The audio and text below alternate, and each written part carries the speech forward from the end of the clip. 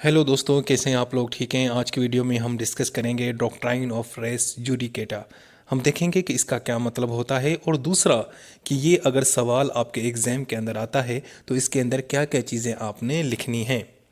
तो सबसे पहले तो ये जो वर्ड है रेस जुडिकेटा, ये दो अल्फाजों से मिलकर बना है। सबसे पहले है रेस। रेस का मतलब होता है सब्जेक्ट मैटर, और दूसरा वर्ड है जुडिकेटा। जुडिकेटा का मतलब है डिसाइडेड, यानी ऐसा मामला जो डिसाइडेड हो चुका है, यानी कोई मुकदमा जिसका फैसला हो चुका है उसको हम क्या बोलते हैं? Res judicata. अब अगर हम इसकी वैसे डेफिनेशन देखें तो ये एक लीगल डॉक्ट्राइन है, ये एक कानूनी असूल है, ये कानूनी कोई फ़लसफ़ा है।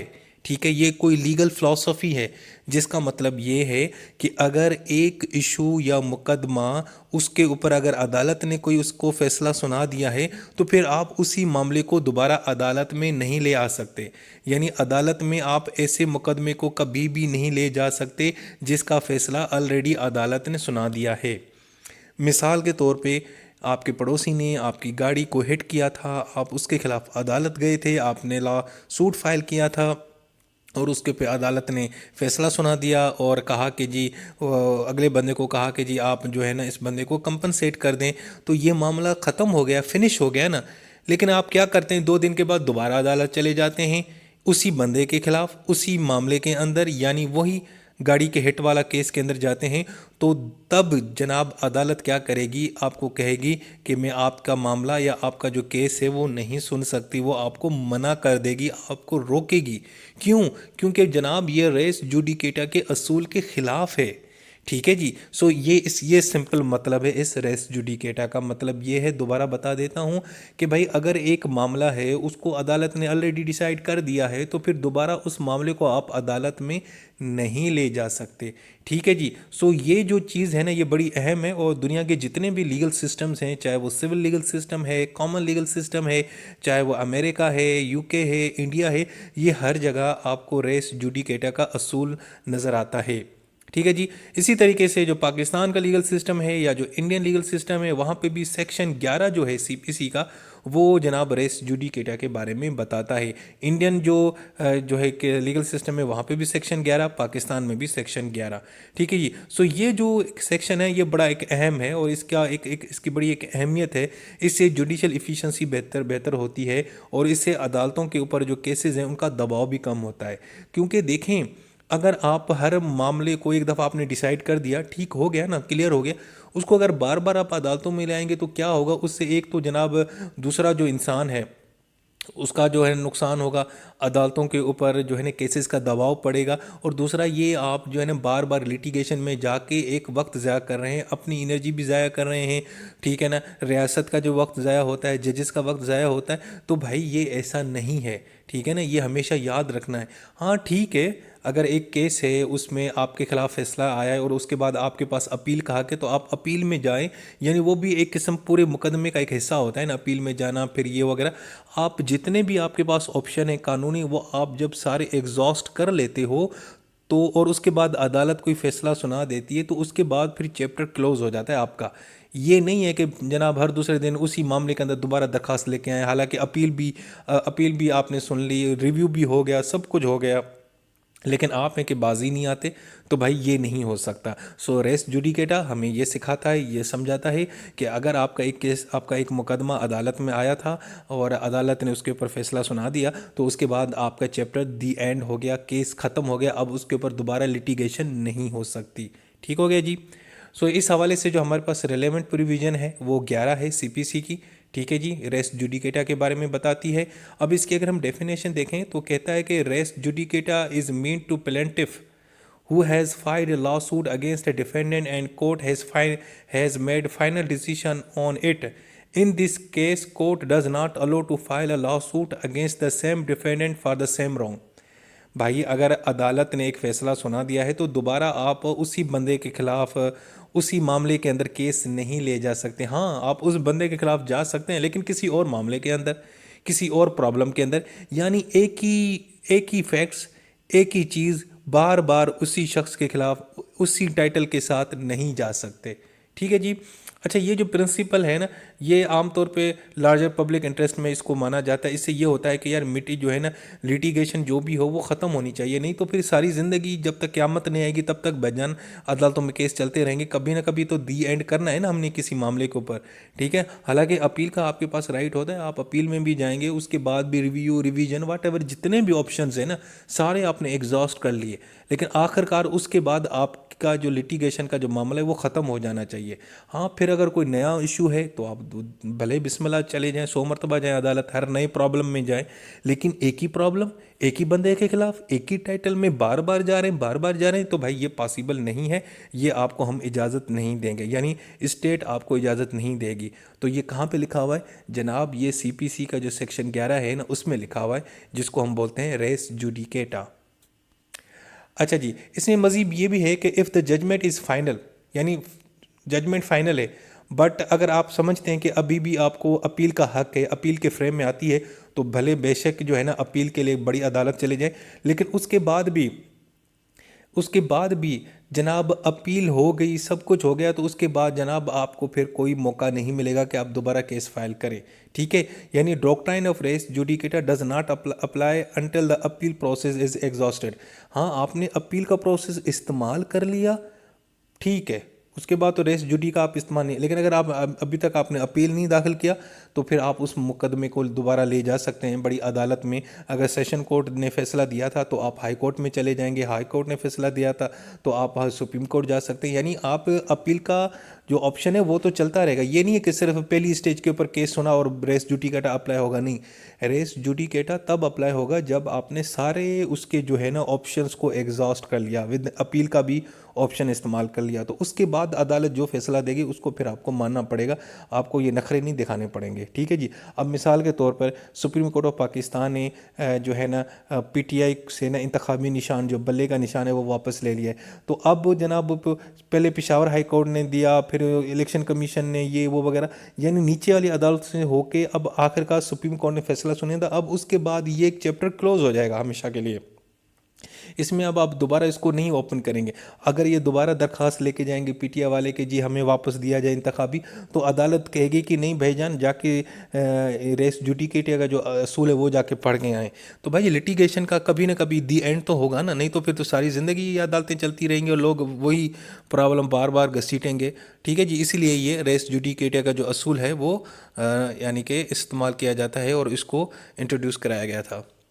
अच्छा, जब हम देखते हैं नेचर एंड स्कोप और रेस जुडिकेटा, यार बुनियादी तौर पे कुछ लैटिन मैक्सिम्स हैं 3, जो मुझे नहीं पता नहीं इनको क्या पढ़ते हैं, ये लैटिन लैंग्वेज तो मैंने कभी पढ़ी भी नहीं, ठीक है। तो लेकिन उनकी जो इंग्लिश है वो मैं आपको बता देता हूँ भाई। 3 असूलों के ऊपर ये रेस जुडिकेटा का जो असूल है वो काम करता है। इसके 3 मैक्सिम्स हैं। नंबर 1, ने no man should be vex twice for the same cause, यानी आपको अगर अदालत एक केस के अंदर अगर अदालत ने किसी को सज़ा सुनाई है, आप दोबारा केस लेके जाएं और दोबारा कहेंगे जी दोबारा इसको यानी कि सज़ा दे, ये नहीं हो सकता। यानी एक दफ़ा केस हो गया सो हो गया, एक बंदे को एक दफ़ा से सज़ा मिल गई एक जुर्म के अंदर, तो उसी जुर्म में दोबारा सज़ा नहीं दी जाएगी, यानी दोबारा उस केस को नहीं सुना जाएगा। दूसरा, it is in the interest of the state that there should be an end to litigation, भाई ये रियासत के फ़ायदे में जाता है कि लिटिगेशन ख़त्म हो जाए, रुक जाए। नहीं तो लिटिगेशन का मतलब यू नो व्हाट इज़ कानूनी चारा गोई, ये जो आप केस फाइल करते हैं अदालतों में इसको लिटिगेशन बोलते हैं। तो भाई लिटिगेशन का दी एंड तो होना चाहिए ना, नहीं तो अगर रेस जुडिकेटा का असूल ना होता तो सारी ज़िंदगी बंदा एक ही केस में बार बार केस फाइल कर करके जो है ना बेचारी स्टेट को ना उसका सत्यानाश कर लेता। इसके अलावा judicial decision must be accepted और करेक्टेड। दूसरा ये कि यार अदालती फैसले को हमेशा तस्लीम करना चाहिए और उसको सही समझना चाहिए, अपना दिल बड़ा करना चाहिए, उसको कबूल करना चाहिए। अगर आप उसको मुस्तरद करते फिरेंगे तो भाईजान फिर तो ऐसे अदालती निज़ाम तो नहीं काम करेगा ना, ठीक है ना। हाँ, अगर आपने अपील दाखिल नहीं की तो आप अपील दाखिल कर लें, लेकिन उसके बाद फिर आपको अदालती फैसले को मानना ही पड़ेगा आखिरकार, ठीक है ना। और उसके बाद ये चैप्टर क्लोज हो जाएगा। ओके जी। तो जनाब ये 3 डॉक्ट्राइन है जिसकी बुनियाद के ऊपर रेस जुडिकेटा खड़ी है। अच्छा जी, अब इसकी एप्लीकेशन देखते हैं। नंबर 1, पहली application, final decision is made. अगर अदालत ने फाइनल डिसीजन दे दिया है, इवन कि अपील भी होगी, सब कुछ भी हो गया, तो उसके बाद जनाब रेस जुडिकेटा का जो डॉक्ट्राइन है वो अप्लाई होगी, यानी उसके बाद कभी भी उस मामले को दोबारा अदालत में नहीं लाया जाएगा, नंबर वन। दूसरा ये कि अगर कॉम्पिटेंट अदालत ने, यानी उस अदालत ने फैसला सुनाया है जिसका ये राइट बनता है, जिसकी ये जुरिस्डिक्शन बनती है, जिसका ये हक बनता है, जिसकी ये अथॉरिटी बनती है, तो फिर ठीक है, उसके बाद भी ये जनाब डॉक्ट्राइन ऑफ रेस जो रेस जुडिकेटा अप्लाई होगी और दोबारा ये केस नहीं सुना जाएगा। इसी तरीके से अगर सेम मैटर के अंदर बार बार आप यानी दरख्वास्त लेके आएंगे तब भी अदालत जनाब जो है ना आपका केस नहीं सुनेगी और रेस जुडिकेटा अप्लाई होगा। इसी तरीके से एक ही पार्टी के खिलाफ एक ही किस्म का मामला बार बार लेके आ रहे, मतलब आपने अपने पड़ोसी के ऊपर मुकदमा किया तो उसने आपकी गाड़ी को हिट किया था, वो तो एक दफ़ा आप गए, लेकिन दोबारा उसी मामले में जो उसने गाड़ी को हिट किया था 2 दिन के बाद दोबारा उसी बंदे के खिलाफ अदालत में लेके जाएंगे तो अदालत मना कर देगी। हाँ, कोई और मामला कुछ और हो सकता है, बंदा सेम हो तो कोई इशू नहीं है, लेकिन ये मामला भी एक हो, बंदा भी एक हो और बार बार चले जाएंगे तो ऐसा नहीं होगा। और दूसरा सेम टाइटल, अगर सेम टाइटल के साथ आप अदालत जाते हो, दरख्वास्त लेके जाते हो कि जी मुझे जो है ना कंपनसेट किया जाए, मुझे ये किया जाए, वो किया जाए, तो अदालत आपका एक ही मामले को बार बार नहीं सुनेगी, वो पागल नहीं है, ठीक है जी, और आप भी पागल मत बनिएगा। अच्छा जी, अब कुछ एक्सेप्शंस हैं, कुछ हैं जहाँ पे आप दोबारा अदालत में जा सकते हैं अपनी उस केस को लेके। Number one, judgement in original suit obtained by fraud.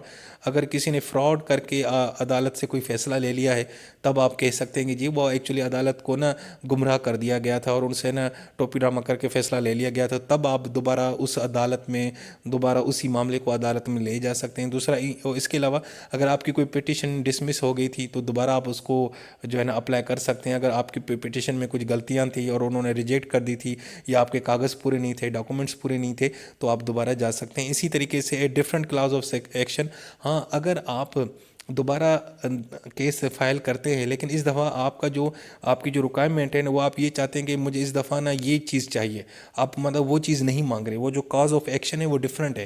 पहले आप गए थे कह रहे थे कि जी ने इस बंदे ने मेरी गाड़ी को हिट किया है, मुझे ना 10,000 दिए जाए, अब आप जा रहे हैं कि जी इस मेरी गाड़ी को हिट किया था, मुझे कंपनसेशन नहीं चाहिए बल्कि मैं चाहता हूँ कि मैं भी इसकी गाड़ी को उस तरह हिट करूँ।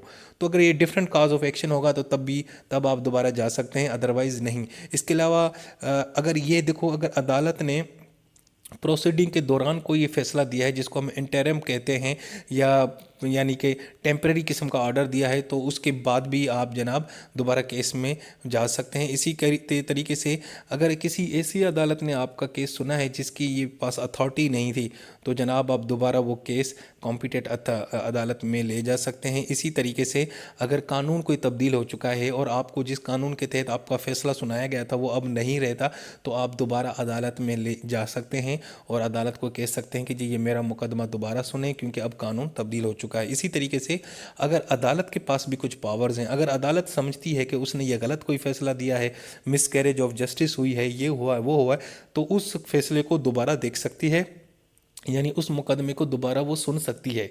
ठीक है जी। सो ये दोस्तों कुछ एक और भी है, अगर कोलिजन के ज़रिए कोई फैसला दिया गया है, यानी दोनों जो पार्टीज़ थी ना अदालत में जो गई थी उन्होंने टोपी ड्रामा किया, आपस में मिली भगत करके जो है ना अदालत को बेवकूफ़ बनाया और अपनी मर्ज़ी का एक फ़ैसला ले लिया, तो उस केस में भी दोबारा ये केस लग सकता है अदालत में। अगर कोई फ्रेश एविडेंस है तब भी आपका वो जो केस है ना वो आप दोबारा अदालत में ले जा सकते हैं, वही केस उसी बंदे के ख़िलाफ़, उसी टाइटल के साथ, उसी पार्टी के ख़िलाफ़।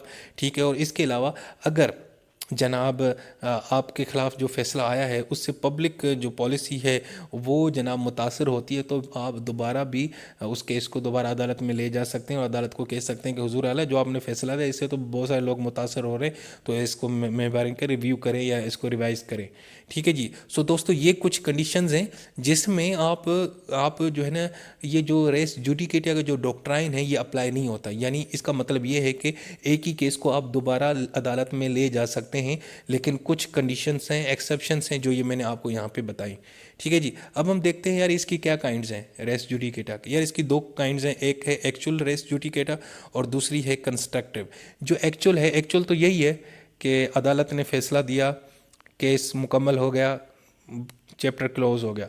लेकिन कंस्ट्रक्टिव रेस जुडिकेटा में ये है कि असल में ये हुआ था कि एक जो पार्टी थी ना वो आती नहीं थी या वो डिफ़ॉल्ट कर गई या उसने केस को परसू नहीं किया जिसकी वजह से केस ख़त्म हो गया। तो ये जो है ना क्लोजिंग केस की, इसको हम बोलते हैं कंस्ट्रक्टिव रेस जुडिकेटा। ऊपर वाला जो केस है वो तो एक सही तरीके से मतलब प्रॉपर तरीके से ख़त्म हो गया ना, यानी जो एक्चुअल है, ठीक है। लेकिन कंस्ट्रक्टिव में ये हुआ था कि वो जो केस ख़त्म हुआ है, यानी अदालत के जितने भी ऑप्शन थे आपने जो इस्तेमाल किए, उसमें यार एक पार्टी जो है ना वो बेचारी, उससे गलती हो गई, लापरवाही हो गई, ठीक है ना।